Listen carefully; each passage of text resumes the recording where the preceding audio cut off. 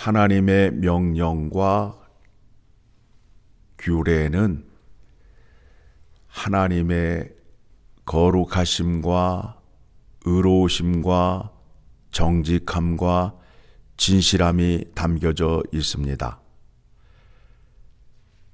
그래서 율법을 의식법과 사회법으로 나누게 됩니다. 의식법이라 함은 택한 백성들이 하나님 앞에 나아갈 때에 어떻게 나아가야 하는가에 대한 구체적인 말씀을 주셨고, 사회법은 사람들이 살아가는 공동체에서 어떻게 살아야 하는가에 대한 구체적인 말씀을 주셨는데, 그 말씀이 곧 법이라는 겁니다. 그 말씀을 지키게 되면 하나님께 순종한 것이 되고, 불순종하게 되면 법을 어긴 것이 된다는 겁니다. 법을 어겼다 하면 곧 하나님의 심판이 있음을 기억하셔야 됩니다. 자, 오늘 본문의 말씀을 보게 되면 내 형제의 소나 양이 길을 잃은 것을 보거든 그 양을 너희 집에 끌어다가 그 형제가 올 때까지 잘 돌보라 하는 말씀을 하고 있습니다. 본문의 말씀의 배경은 농경사회, 즉 농업이 경제 체제의 기반이 된 사회를 말합니다. 그 당시에 이스라엘 백성들은 유목민으로서 가축을 키우는 일을 하였습니다. 그래서 가축을 들판에 풀어놓게 되면 때로는 가축을 잃어버릴 수 있습니다. 그때에 형제의 소나 양을 발견하였을 때 어떻게 하여야 되는가에 대한 구체적인 말씀을 오늘 본문 말씀이 주고 있습니다. 그런데 우리는 지금 살아가는 세대가 현대 사회에 살고 있습니다. 우리가 몸을 담고 있는 이 사회는 가축이나 농업을 하는 시대가 아닙니다. 우리는 물질 문명이 발달된 그 사회에서 살고 있게 됩니다. 그러다 보니 본문의 말씀이 우리에게 직접적으로 다가오지 않습니다. 그런데 예수님께서 말씀하여 주시고 또 사도들이 보낸 편지를 보게 되면 오늘날 우리 삶에 적용할 수 있는 말씀이 있다라는 것을 확인할 수 있게 됩니다. 어디를 보시느냐 하면 로마서 12장 14절 말씀을 보게 되면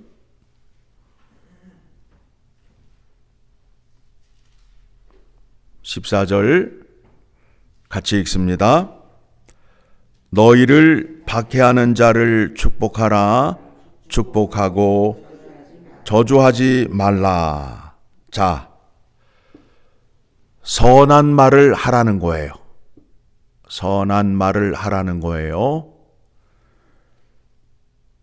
15절 즐거워하는 자들과 함께 즐거워하고 우는 자들과 함께 울라. 그래서 이 말씀의 근거에서 우리가 공동체 믿음의 식구들 가운데에 상을 당하거나 좋은 일이 있게 되면 함께 가서 슬퍼하고 함께하여 즐거워하는 거예요.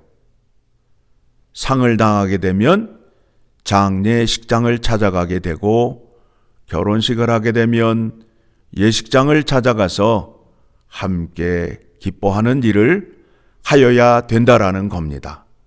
말로만 하시면 안 돼요. 행함이 없는 믿음은 죽음이다. 말로 하는 게 제일 쉽죠. 말로는 누구나 다 할 수 있어요. 말로는 누구나 다 할 수 있어요. 말로 하는 것 보게 되면 믿음이 너무너무 좋아요. 그런데 행함에 있어서 전혀 드러내지 못하게 되면 그 말한 것은 다 거짓이요 가짜가 되는 거예요. 16절입니다. 서로 마음을 같이 하며 높은 데 마음을 두지 말고 도리어 낮은 데 처하며 스스로 지혜 있는 채 하지 말라. 여러분, 내가 알잖아요. 그럼 다른 사람도 다 알고 있어요. 그런데 그냥 내가 다 아는 것처럼 얘기를 하게 되면 까다로운 사람을 만나게 되면 한 방 얻어맞게 되지요. 다 알아 하고 기분 나쁜 반응이 오게 되는데 점잖은 사람을 만나게 되면 이 사람이 아직도 이 말씀대로 살지 못하는구나 하면서 알면서도 그 얘기를 다 들어주어요. 다 들어주어요. 그러한 사람을 온유한 자라고 그래요. 하나님의 말씀을 아는 사람은, 믿음이 성숙한 사람은 이와 같이 할 수 있어요. 17절, 아무에게도 악을 악으로 갚지 말고 모든 사람 앞에서 선한 일을 도모하라. 쉽게 표현을 하게 되면 악한 일을 멈추고 선한 일을 하여야 된다라는 거예요. 교회에 와서도 선한 일을 한다 하면 적극적으로 교회 봉사를 하는 거예요. 그런데 많은 신자들이 나는 교회를 조용히 다니고 싶어, 나는 이 일에는 개입하고 싶지 않어 라고 말하는 사람들이 있어요. 우리는 믿음의 공동체잖아요. 우리는 예수 그리스도의 십자가의 보혈로 죄사함을 받아 예수 안에서 형제 자매가 되었어요. 그렇죠? 그래서 우리는 하나님을 아버지라 부르고 또 예수 그리스도께서 부활의 첫 열매가 되셔서 우리의 맏 형님이 되시는 거예요. 그렇죠?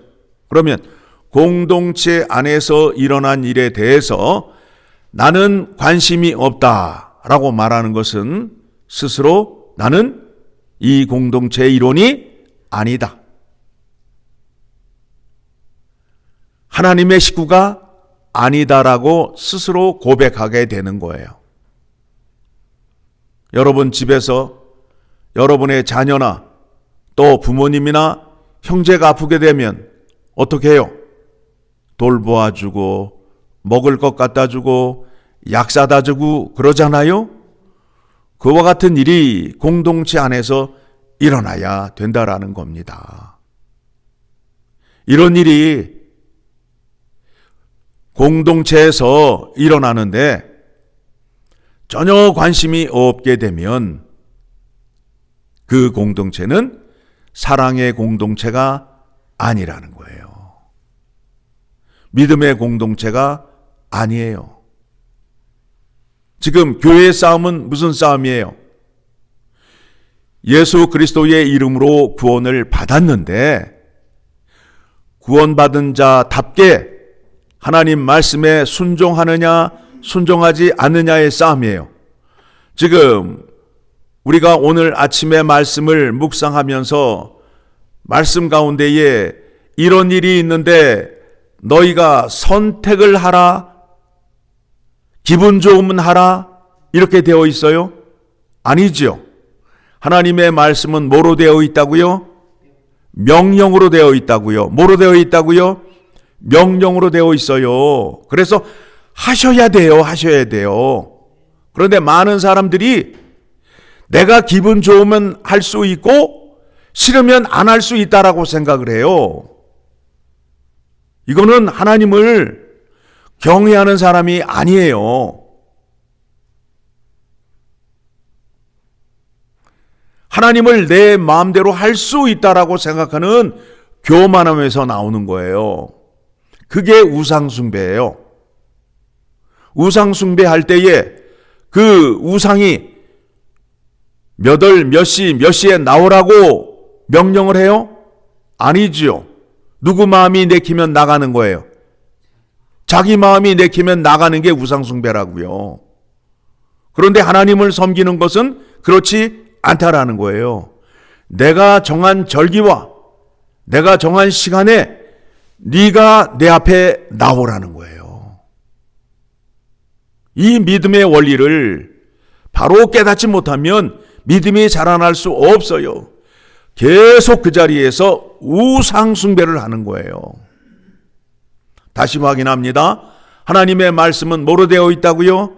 명령이에요. 명령. 선택이 아니에요. 그래서 순종, 불순종으로 나뉘어지게 되잖아요.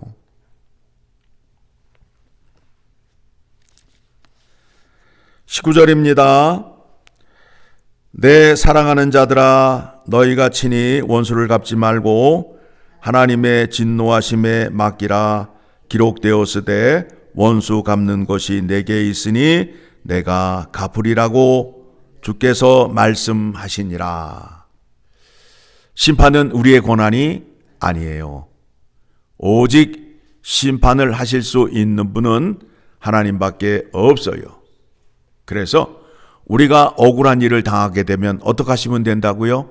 주님 앞에 나와서 사실대로 다 고하면 돼요. 그러면 누가 심판해 준다? 주님께서 마지막 날에 심판을 다 해주신다라는 겁니다. 그러니 이 땅에 사시면서 원통하고 억울하고 입에 거품을 물며 살 필요가 없다라는 거예요. 그 일은 누구에게 맡기면 된다고요? 하나님에게 맡기시면 되는 거예요. 우리 주님께 맡기면 되는 거예요. 그런 다음에 어떻게 하시라고요? 20절 시작. 내 원수가 줄이거든 먹이고 목마르거든 마시게 하라. 그리함으로 내가 숯불을 그 머리에 쌓아 놓으리라. 그 앞에서 선한 일을 하라는 거예요. 그 숯불을 그 사람 머리에 쌓는다라는 것은 무엇이냐면 창피한 일을 당하게 되면 얼굴이 어떻게 돼요? 벌겋게 되고 화끈화끈 달아오르잖아요. 그렇죠? 그 머리 위에다가 숯불을 올려놓는다라는 것은 나의 착한 행실로 인하여 그 얼굴을 화끈거리게 하라는 거예요. 그리고 21절에 가서 악에게 지지 말고 선으로 악을 이기라. 어떻게 이기셔야 돼요? 어떻게 이기셔야 돼요? 악을 보거든 어떻게 하시라고요? 선으로. 그런데 선이 누구에게만 있어요? 하나님에게만 있다고요. 하나님에게서 나오는 말씀으로 이기는 것을 말하는 거예요. 어떤 상황에 처하였을 때 하나님의 말씀을 기억하시고 그 말씀대로 행함으로 인하여 악을 이기라는 거예요. 어떤 힘의 원리로 이기는 것이 아니에요. 숫자의 원리로 이기는 것이 아니에요. 여러분, 흑암이 아무리 깜깜해도 불을 이길 수 있다 없다? 없다. 이길 수 없어요. 이 원리를 가지고 우리가 살아야 돼요. 하나님의 말씀을 마귀가 이길 수 없어요. 이 말씀을 지키며 살 수 있게끔 하기 위하여 우리 주님께서 주의 성령을 우리에게 보내주셔서 우리 주님께서 하나님 아버지께 죽기까지 순종하신 그 율법을 지키셨던 능력을 우리에게 공급하여 줌으로 인하여 우리도 하나님 말씀을 지킬 수 있다. 그래서 우리는 누구를 의지한다고요? 예수 그리스도를 의지하고 예수 그리스도의 말씀에 따르게 되면 우리 주님께서 우리와 함께 해주심으로 인하여 우리가 넉넉히 승리할 수 있는 믿음의 깊은 생활을 할 수 있다라는 겁니다. 그 기쁨을 주시기 위하여 예수 그리스도께서 우리 안에 거하심을 기억하시고 오늘도 말씀으로 승리하셔서 하나님의 기쁨이 여러분의 기쁨이 되는 하루가 되시기를 간절히 소망합니다.